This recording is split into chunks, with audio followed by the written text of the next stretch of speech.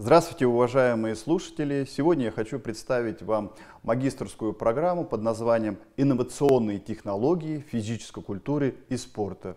Эта программа носит шифр 440401, педагогическое образование, направленность именно инновационные технологии физической культуры и спорта. Вот на следующем слайде мы хотим рассказать вам, что стоимость обучения данной программе идет следующим образом. Это 132 тысячи для граждан Российской Федерации и 144 572 рубля для иностранных граждан. Хочу сказать, что эта магистерская программа очень интересная, и я приглашаю вас, чтобы вы поступили в наш вуз именно на эту программу. Почему? Первое, это 14 мест имеется бюджетных у нас, поэтому в плане того, что вы можете поступить именно на бюджет, очень большое. Далее, педагогическое образование направленности инновационной технологии физической культуры и спорта носит очень интересный характер. Вступительные экзамены, какие здесь необходимо сдавать, это комплексный экзамен по направленности физическая культура. Он будет носить двоякий характер. То есть первое, вы пишете реферат, по которому мы узнаем, как вы владеете теоретическими основами в области физической культуры и спорта. Второе, мы будем давать вам билеты, и вы будете отвечать на поставленные вопросы, чтобы посмотреть первоначальный уровень, как вы владеете, как вы знаете физическую культуру и спорта. Почему? Потому что разрешается поступать всем в магистерскую программу, кто имеет уровень бакалавриата и специалитета. Минимальное количество баллов будет носить такой характер, что из 100 баллов вы можете получить не менее 50 баллов. Менее 50 баллов носит характер двойки, и, естественно, вы уже не можете сдать документы. Сроки подачи документов у нас определены. Это 20 июня по 6 августа 2020 года, 2022 года, вернее, на бюджет. И на небюджет мы принимаем документы с 20 июня по 12 августа. На следующем слайде мы видим с вами, что есть определенные особенности данной программы. Это прежде всего первая стажировка в ведущих образовательных, физкультурно-спортивных и оздоровительных организациях Республики Башкортостан. И действительно, когда студенты к нам поступают, то они проходят именно стажировки в самых лучших учебных заведениях или спортивно-физкультурных организациях. Это такие, как спортивный комплекс «Биатлон», спортивный плавательный бассейн «Буревестник», Центр спортивной подготовки. Везде студенты наши ходят и знакомятся с самыми лучшими стадионами, спортивными залами и организациями. Второе. С первого курса получают возможность трудоустройства в ведущих образовательных учреждениях, крупные физкультурно-оздоровительные организации и накопление трудового стажа, естественно. И надо сказать, что наши студенты просто везде стараются работать, и мы, естественно, разговариваем со всеми ведущими организациями. Наших студентов ждут. Почему? Потому что мы даем очень хорошие знания, сильные знания в области физической культуры и спорта. И всем прекрасно известно, что в современном обществе без физической культуры и спорта практически никуда невозможно. Молодежь стала достаточно слабой и в области физической культуры и спорта неподготовленной. Поэтому наша специальность достаточно востребована в будущем, естественно, будет везде. Третье. Карьерный взлет с более высокой стартовой позиции работодателей. Еще раз повторю, что когда спрашивают, что вы закончили, при слове «Башкирский государственный педагогический университет», все понимают, что студенты от нас выходят достаточно сильными, с хорошими знаниями. Четвертое. Это минимум теории, только проектирование дальнейшего образовательного маршрута и профессиональной карьерного роста. То есть у нас сейчас уже идет в магистратуре достаточно серьезная проектная деятельность. Мы учим наших студентов проектной деятельности, и они проектируют свои исследования, участвуют в конкурсах, в грантах и, естественно, работают с самыми высококвалифицированными педагогами. Это профессора, доктора наук. Перечень изучаемых дисциплин, которые у нас при поступлении вы получите. Первое – это теория управления, без которой невозможно стать руководителем. И сейчас, кто заканчивает магистратуру, те могут претендовать на самые высокие должности. Это директора школ, директора детско-юношеских спортивных школ, работа в Министерстве образования, Министерстве спорта, на всех практических постах. Второе – дидактические основы электронного обучения. В современном обществе мы прекрасно понимаем с вами, что без знаний в электронной области, без цифровых технологий практически никуда нельзя. И здесь у нас идет именно дидактические основы, то есть близко к педагогике, как правильно работать с цифровой средой. Далее, проектная деятельность в физической культуре и спорта. Я уже сказал, что проектирование одной из важнейших сейчас систем.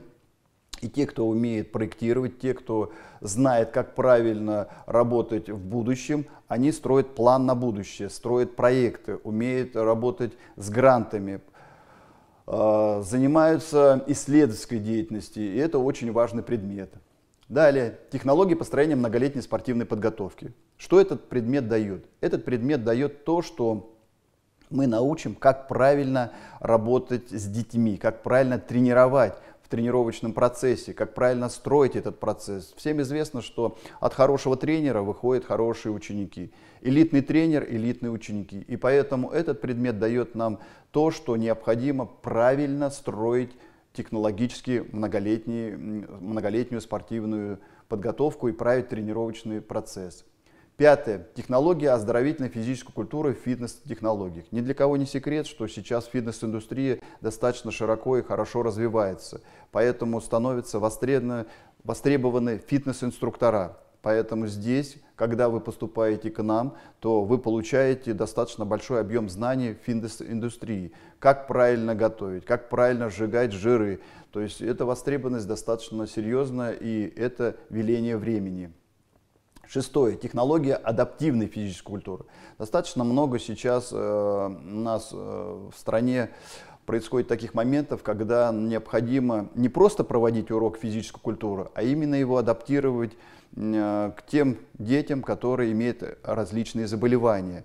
И это сейчас необходимо делать именно со знаниями, потому что просто если нагрузку давать, можно загубить просто школьника, ученика. А когда специалист владеет знаниями именно в области адаптивной физической культуры, он не просто проводит занятия или урок физической культуры, он несет оздоровительный характер, лечит данного студента.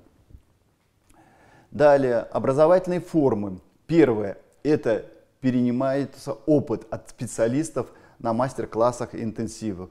Но действительно так, что наши педагоги достаточно хорошо показывают мастер-классы, наши педагоги достаточно хорошо владеют этими вещами, и студент может воочию убедиться, посмотреть, как работает тренер по плаванию, как работает тренер по спортивным играм, что он делает, как он правильно говорит, какая у него интонация, какой позыв, какие знания. Это все наш магистрант все увидит и поймет. Второе. Изучаете теорию на занятиях очно или дистанционно на образовательной платформе. У нас поступают некоторые студенты, которые учатся в разных городах нашей страны. В частности, достаточно высококвалифицированные спортсмены. Это такие, как Иван Обляков, Игорь Дивеев, которые играют в футбольном клубе ЦСКА. То есть мы гордимся нашими студентами. Естественно, когда они находятся на сборах, когда они тренируются, им очень сложно посещать занятия.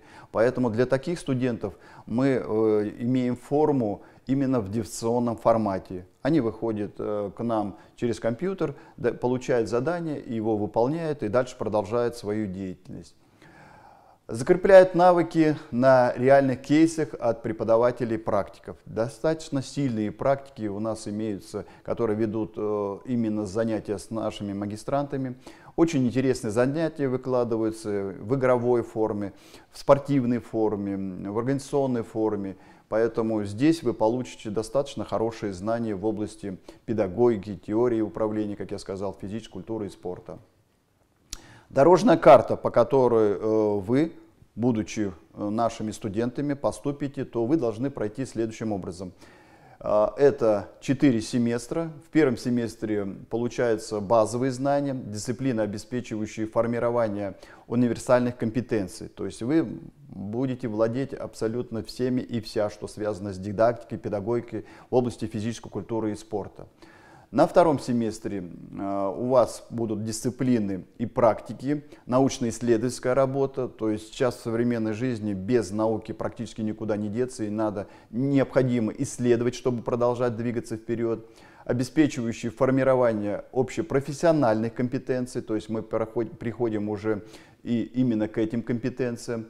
А вот в третьем семестре дисциплины, модули, которые обеспечивают формирование профессиональных компетенций. То есть уже вы начинаете осваивать как профессионалы именно эти компетенции. Это такие, как тренер по определенному виду спорта. Вы знаете, что тренер просто это практически ни о чем, а тренер, глубоко разбирающийся в своей области, это высококвалифицированный профессионал, именно владеющий компетенциями своей области. И далее на четвертом семестре у вас представляется итоговая аттестация. Вы пишете проходите преддипломную практику, и завершается все итоговой государственной аттестацией. Пишите диссертацию магистерскую, в которых вы показываете все свои знания, которые вы приобрели с 1 по 2 курс, с 1 по 4 семестр. Далее. После того, как вы получите диплом магистра, куда вы можете идти, кем можете работать или где я себя могу проявить как будущий специалист, получивший специальность магистра. Квалифицированные специалисты в системе образования и в области оздоровительной, адаптивной физической культуры и спорта. То есть на любое предприятие вы можете идти и уже работать как адаптированный, как с предметом АФК, так и ЛФК. Второе. Быть руководителями в общеобразовательных учреждениях, спортивных школах. В детской спортивной школе не поставят директором, если вы не будете иметь магистерскую программу. Управленцы в органах физической культуры и спорта на уровне субъектов Российской Федерации, в городских и районных комитетах по физической культуре и спорту. Еще раз повторю, что к нам идут не только с города Уфы, не только с Республики Башкортостан, но и приезжают из других городов, потому что у нас достаточно сильное, хорошее магистерское образование. Где могу работать? Физическую культуру и спорт, включая детско-юношеский спортивный спорт, массовый спорт, спорт высших достижений, профессиональный спорт. Второе. Спортивно-оздоровительный туризм, двигательные рекреации и реабилитация и деятельность по оздоровлению населения средствами физической культуры и спорта. Кстати, в следующем году говорят уже, что необходимо открывать спортивные клубы именно в общеобразовательных организациях, в школах. Наши студенты владеют этим методом и знают, как правильно организовать спортивный клуб. Поступление на программу необходимо высшее образование. Это бакалавриат и специалитет. Ну и какие необходимо принести документы с собой. Это паспорт, СНИЛС и документы об образовании. Вступительные испытания по направлению проходят, вот как показано на слайде, прием документов с 20 июня по 6 августа, с 7 по 17 августа проведение экзаменов, 18 августа конкурсные списки, 21 августа прием согласия на зачисление и 23 августа издание приказа о зачислении. То есть вы уже будете понимать, что вы зачислены либо на бюджетной, либо на коммерческой основе. Вы уже будете знать в это время. Ну и, конечно же, необходимо поделиться контактами, которые представлены на слайде.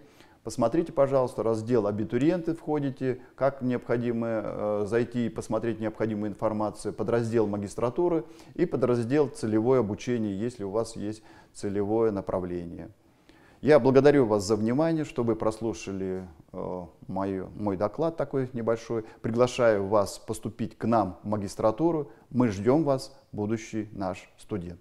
Спасибо.